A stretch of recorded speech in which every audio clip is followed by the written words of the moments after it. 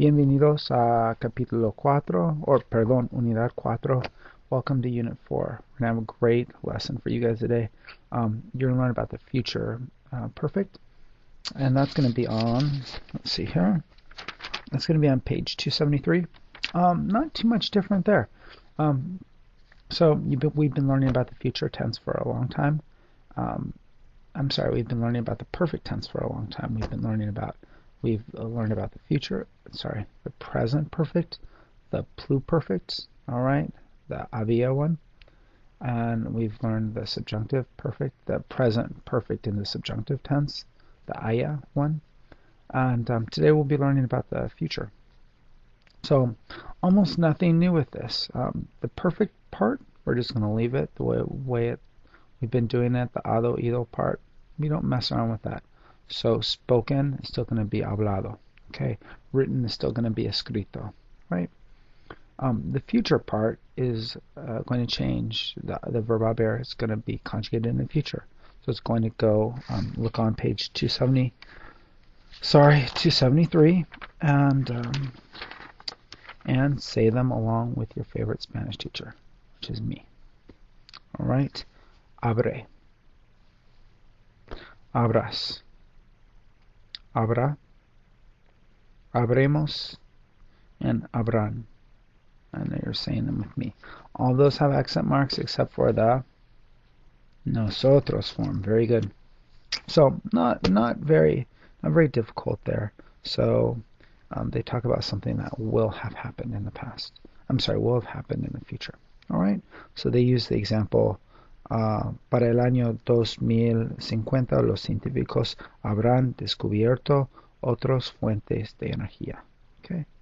By 2050, scientists will have discovered other energy sources. So, not too complicated of a lesson. The lesson that's a little bit complicated is on 275. So turn there, and I can help you out with this. I hope you're watching this video because it will really explain it. I think I have a good way of explaining this to you. I made up a chart. We're going to talk about indirect objects and direct objects together. Pronouns, that is. Okay. Just to review, what's an indirect object pronoun? These are pronouns that are to or for someone. Okay. Like me, to me. Te, to you. Le, to him or to her. Nos, to us. Les, to them. All right. And and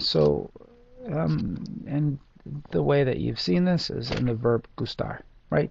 Me gusta, something is pleasing to me. Okay, that's the king of all indirect object pronouns. All right, is gustar. We use it. It's a backwards verb used with an indirect object pronoun. So if you want to remember your indirect object pronouns, remember gustar. Now direct object pronouns. These are pronouns. The most famous are it and those. All right, lo is going to be it. Los, those. La, it. Las, those. Feminine. Okay. And remember, direct object is a direct object of the verb. All right. Indirect object is indirect object of the verb. All right. What happens if you have two of them together? In English, we might say, I throw it to him. All right. I throw it to him.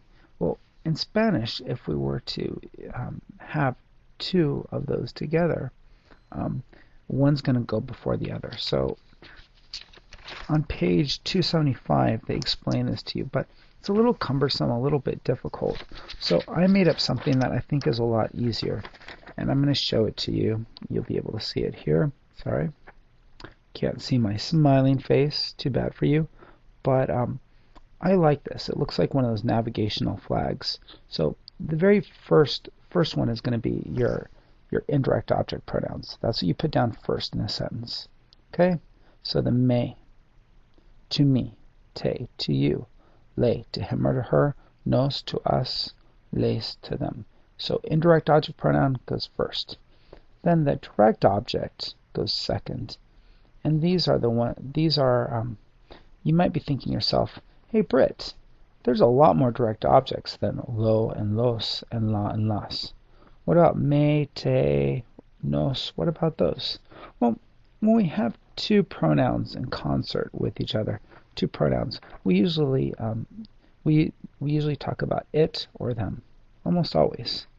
Let's straighten this out a little bit. We almost never say me, because if